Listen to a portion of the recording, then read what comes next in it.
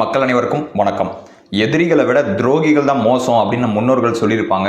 அதுக்கு எடுத்துக்காட்டாக சிறந்த உதாரணமாக இருக்கிறதே நம்ம திருச்சி சூர்யா அவர்கள் தான். அவருடைய மகன் சூர்யா சிவா அவர்கள் என்ன பண்ணியிருக்காரு, கட்சிக்குள் இருக்கும்போது எங்கள் அண்ணன், எங்கள் தளபதி, எங்கள் வள்ளல் அப்படின்லாம் சொல்லி புகழ்ந்து தள்ளி அண்ணாமலை அவர்களிட நெருங்கி பழகிறதுக்கு வாய்ப்புகள் கிடைச்சிக்கிச்சு.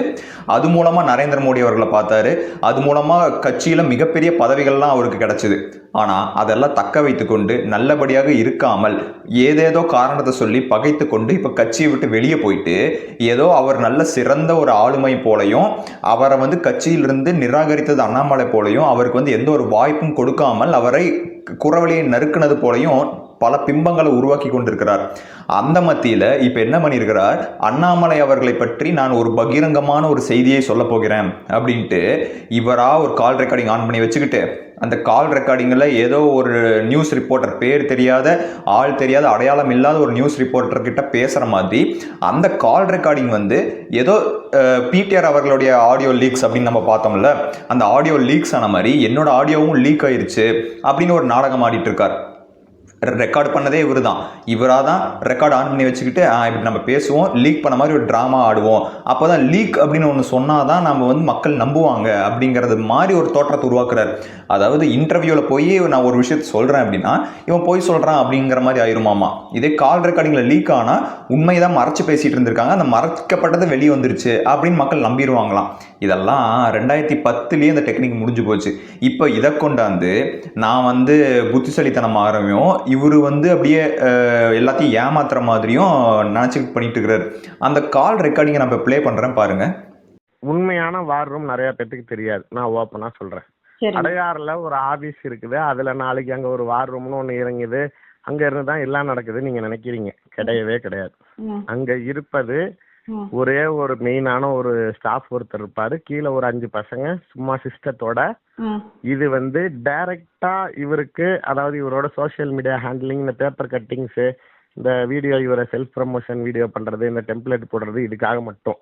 இதையுமே இப்ப மேல இடத்துல இருந்து கூப்பிட்டு சொல்லிட்டாங்க அதெல்லாம் க்ளோஸ் பண்ண சொல்லி. எதா இருந்தாலும் கமலாலயத்துல இனிமேட்டு வச்சு பார்த்துக்க, தனியா பில்டிங்ல வாடகைக்கு எடுத்துலாம், உனக்குன்னு பூஸ்டிங் பேக்ல நாளைக்கு யாரும் ஆள் வைக்க கூடாதுன்னு டெல்லியில இருந்து கூப்பிட்டு சொல்லி இப்ப அதை க்ளோஸ் பண்ண போறாங்க. பட் யாருக்கும் தெரியாத ஒரு ரகசியம் என்ன அப்படின்னா, அவர்களுடைய மனைவி நிறைய ஐடி தொழில் செய்யறாங்க. இவருக்கு வரக்கூடிய கருப்பு பணங்கள் அவங்க மூலமா தான் நிறைய இடத்துல ஐடிக்கு மாறுது. யாரோ அண்ணாமலை அவர்களுடைய மனைவி அவங்க அதாவது அவருக்கு 2 சோர்ஸ் தான் மேடம் மெயின். ஒண்ணு அவருடைய மனைவி, இன்னொன்னு அவருடைய அக்கா வீட்டுக்கார். இவங்க 2 பேரும் தான் இவருக்கு வரக்கூடிய பணத்தை வைத்து தொழில் செய்து நாளைக்கு வேற சோர்ஸ்ல அதை கன்வெர்ட் பண்றது. அதுல அவங்க மனைவியோடைய ஃபுல் கிளாசிபிகேஷன் என்ன அப்படின்னா, அவங்க ஐடி கம்பெனி நடத்துறது. சமீபத்துல இந்த 3 ஆண்டுகள்ல மட்டுமே கிட்டத்தட்ட 12 நாடுகள்ல அவங்க நாளைக்கு ஐடி தொழில் தொடங்கியிருக்காங்க. இவங்களுடைய பேஸ் எங்க அப்படின்னு பாத்தீங்கன்னா பெங்களூர் தான் இவங்களுடைய ஹெட் குவார்டர்ஸ். அதில் அவங்களுடைய ஐடி கம்பெனி 8 மாடி அடுக்கு மாடிகளில் இருக்கக்கூடிய, அதாவது டிசிஎஸ், நம்ம திருச்சியில இருக்கு, தமிழ்நாட்டில் இருக்கிறவங்களுக்கு சொல்லணும்னா டிசிஎஸ் பில்டிங்கை விட பெரிய பில்டிங் பெங்களூர்ல. அந்த பில்டிங்ல ஒரு 8வது மாடியில முழுமையாக ஒரு 200 பேர் வேலை செய்யறாங்க. அதுக்கு ஒரு ஹெட் இருக்கிறாங்க, அவங்களுடைய பேர் சந்தியா. அந்த பொண்ணு தான் அவங்க ஃபுல்லாத்தையும் மேனேஜ் பண்றது. அந்த 200 பேர் தான் மேடம் உண்மையான வார் ரூம். இந்த ஹேஷ்டேக் ட்ரெண்டிங் பண்றது, வணக்கம் மோடி, வெல்கம் மோடி, இவரை செல்ஃப் ப்ரமோஷன் வீடியோ பண்றது, அண்ணாமலை ஆர்மின்னு கிரியேட் பண்ணி வச்சுக்கிறது, இது எல்லாமே அவங்க மனைவியின் செயல்பாடு. அவங்களோட நிறுவனத்தில் இருந்து இயங்கக்கூடியதான் உண்மையான வார் ரூம். இது வரைக்கும் தமிழ்நாட்டுல யாருமே அதை பத்தி வாயே திறந்தது மேடம். நான் ஃபர்ஸ்ட் சொல்றேன், இதுதான் உண்மையான வார் ரூம். அது இயங்குறது தப்பு தான். பட் அவரை பொறுத்த வரைக்கும் அவர் செல்ஃப் ப்ரமோஷன் ஃபேக்டர்ல நாளைக்கு தன்னை முதலமைச்சர் வேட்பாளராக முன்னிலைப்படுத்திக்கணும். அப்படி அவர் முன்னிலைப்படுத்தினதுனால தான் இந்த நடைப்பயணங்கள்ல அவருக்கு அந்த ஈர்ப்பும் தனி செல்ஃப் ப்ரமோஷன், அதாவது தனிநபர் போட்டுறதுல பிஜேபி விரும்பாது மேடம்.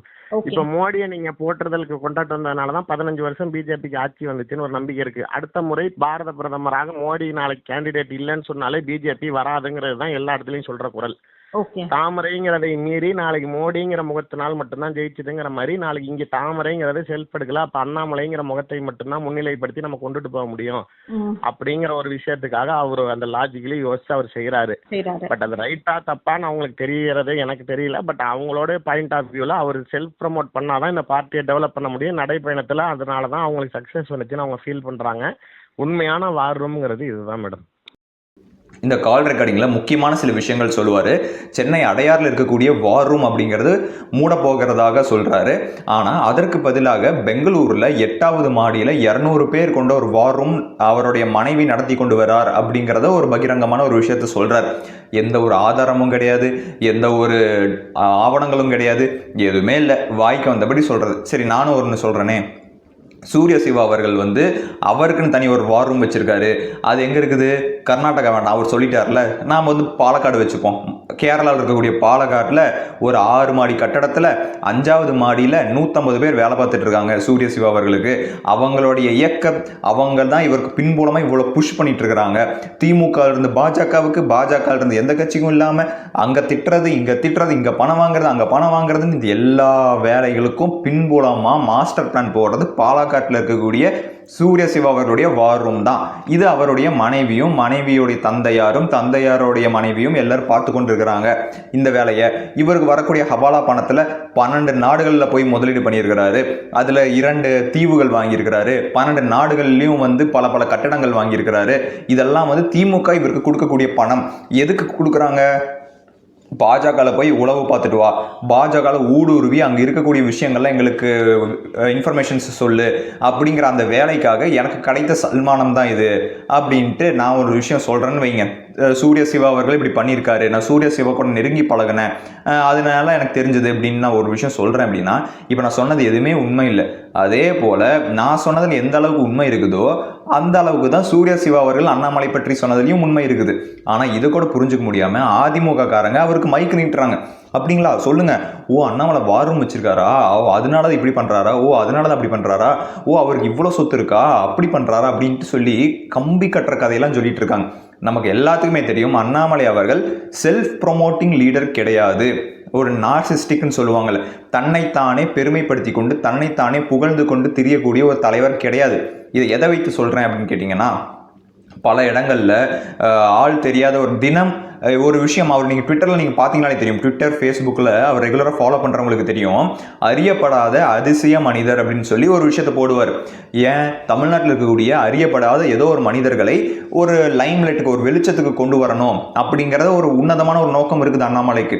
இரண்டாவது, அவருடைய கட்சிக்குள்ள இருக்கக்கூடிய நிர்வாகிகளுக்கு பல முறை நரேந்திர மோடி அவர்களை சந்திப்பதற்கு வாய்ப்புகள் ஏற்படுத்தி கொண்டிருக்கிறார். இன்னும் கூட மாரிதாஸ் அவர்களுக்கோ அது மாதிரி அண்ணாமலை அவர்களை தவறாக பேசக்கூடிய பல தலைவர்களுக்கும் அண்ணாமலை அவர்கள், நரேந்திர மோடி அவர்கள், அமித்ஷா அவர்கள், ராஜ்நாத் சிங் அவர்கள் இது போன்ற பெரிய தலைவர்களை சந்திப்பதற்கு வாய்ப்புகள் ஏற்படுத்தி கொண்டு தான் இருக்கிறார். இதுவே அவர் வந்து நான் தான் பெரிய லீடர், எனக்கு போட்டியாக யாரும் இருக்கக்கூடாது, நான் தான் எல்லாமே அப்படிங்கிற மாதிரி நினைக்கக்கூடிய ஒரு தலைவராக இருந்தால் அவர் என்ன பண்ணியிருப்பார்? அந்த மாதிரி யாரையுமே நரேந்திர மோடி பக்கம் சந்திக்க விடாமல், யாரையுமே வாய்ப்பு கொடுக்காம, மேடையில் ஏறுவதற்கு யாருக்குமே வாய்ப்பு கொடுக்காம இப்படி தான் இருந்திருப்பார். ஆனால் அனைவருக்கும் மேடை ஏற வாய்ப்பு, அனைவருக்கும் போராட்டத்தில் கலந்து கொள்ள வாய்ப்பு, அனைவருக்கும் முன்னின்று போராடுவதற்கு வாய்ப்பு, அனைவருக்கும் வெளிச்சம், அனைவருக்கும் நரேந்திர மோடி சந்திப்பதற்கான ஒரு வாய்ப்பு. இது போல நான் மட்டும் வளர்ந்தால் பத்தாது, என் கூட இருக்கக்கூடிய அனைவரும் வளர வேண்டும் அப்படின்னு நினைக்கக்கூடிய தலைவர் தான் அண்ணாமலை. அப்படி நினைச்சதுனால தான் சூரிய சிவா அவர்களுக்கு பெரிய பதவியே கிடைச்சிது. ஓபிசி அணியுடைய மாநில தலைவராகவே இருந்தார். அப்படி வளரக்கூடாது அப்படின்னு நினைத்திருந்தால் இவருக்கு இவ்வளோ பெரிய பதவி கொடுத்துருக்கணும். நல்லா நினச்சி பாருங்க. எனக்கு வாய்ப்பு கொடுக்கலன்ட்டு அண்ணாமலையை மோசமாக திட்டக்கூடிய அனைவரும் பாருங்க பெரிய பதவியில் தான் இருந்திருப்பாங்க. பெரிய பதவியில் இருந்து கொண்டு எனக்கு வாய்ப்பு கொடுக்கல அப்படின்னா அது என்ன நியாயம்? இதே பதவியே இல்லாமல் இருக்கக்கூடிய ஒரு நபர் எனக்கு வாய்ப்பு கொடுக்கல அப்படின்னு சொன்னால் அதில் ஒரு நியாயம் இருக்குது. பதவியெல்லாம் இருக்குது, எல்லாமே இருக்குது, அப்புறம் எனக்கு வாய்ப்பு கொடுக்கலாம், அதுனா என்ன அர்த்தம்னு எனக்கு சுத்தமாக புரியல. இப்போ சூரிய சிவா அவர்கள் என்னென்ன சொல்கிறாரு, மனைவி வந்து அத்தனை தொழில் பண்ணுறாரு, அவருடைய அக்காவுடைய கணவர் வந்து அத்தனை தொழில் பண்ணுறாரு, இவர் ஹவாலா பணம் முறைகேடு பண்ணுறாரு, 12 நாடுகளை முதலீடு பண்ணுறாரு, 200 பேர் கொண்ட வார் ரூம் வைத்திருக்கிறாரு. நான் இன்னொரு விஷயம் சொல்கிறேனே, இங்கே சென்னை அடையாறில் இருக்கக்கூடிய 5 பேர் கொண்ட ஒரு வார் ரூமை வந்து நீங்கள் மூட சொல்கிறீங்க. அது ஏன் மத்தியில் இருக்கக்கூடிய பாஜக மூட சொல்கிறாங்களா? ஏன் அப்படின்னா செல்ஃப் ப்ரொமோஷன் பண்ணக்கூடாதான் அப்படிங்கிறதுனால சொல்கிறாங்களா? அப்போது சென்னை அடையாறுக்குள்ள இருக்கக்கூடிய 5 பேர் கொண்ட வார் ரூமையே பிஜேபி, மேலிட பிஜேபினால் மோப்பம் முடித்து கண்டுபிடிக்க தெரிந்த மத்திய பிஜேபிக்கு பெங்களூரில் 8 மாடி கட்டிடத்தில் 200 பேர் வேலை செய்யக்கூடிய அந்த வார் ரூமை தட்டி தூக்க முடியாதா? ஏன் அண்ணாமலை அப்போ கூப்பிட்டு மிரட்டி இருக்க மாட்டாங்களே, உன்னை இந்த 5 பேர் இருக்கக்கூடிய வார் ரூமை மூட சொன்னா நீ என்ன 200 பேர் இருக்கிற வார் ரூம் வச்சிருக்கிற அப்படின்னு பிஜேபினால் கேட்க முடியாதா? பிஜேபின்னு அவ்வளோ குருடா?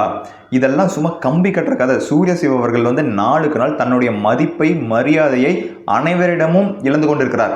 ஒரு இடத்துல இருந்திருந்தா அந்த தரப்பில் இருக்கக்கூடிய மக்களுடைய ஆதரவு அவருக்கு கிடைத்திருக்கும். திமுகவே இருந்திருந்தா திமுகவை ஆதரிக்கக்கூடிய அனைவருடைய ஆதரவும் அவர் கிடைச்சிருக்கும். ஆனால் இவர் என்ன பண்ணியிருக்கிறாரு, திமுகவில் பகைச்சதுனால திமுகவுடைய ஆதரவாளர்களும் அவர் பகைச்சிக்கிட்டாரு. நெக்ஸ்ட் பாஜக வந்தார். பாஜகவுடைய ஆதரவாளர்கள் அவர் கொஞ்ச நேரம் பின்னாடி இருந்தாங்க. ஆனால் அவங்களையும் பகைத்து கொண்டு இப்போ மறுபடியும் எந்த கட்சியும் இல்லை.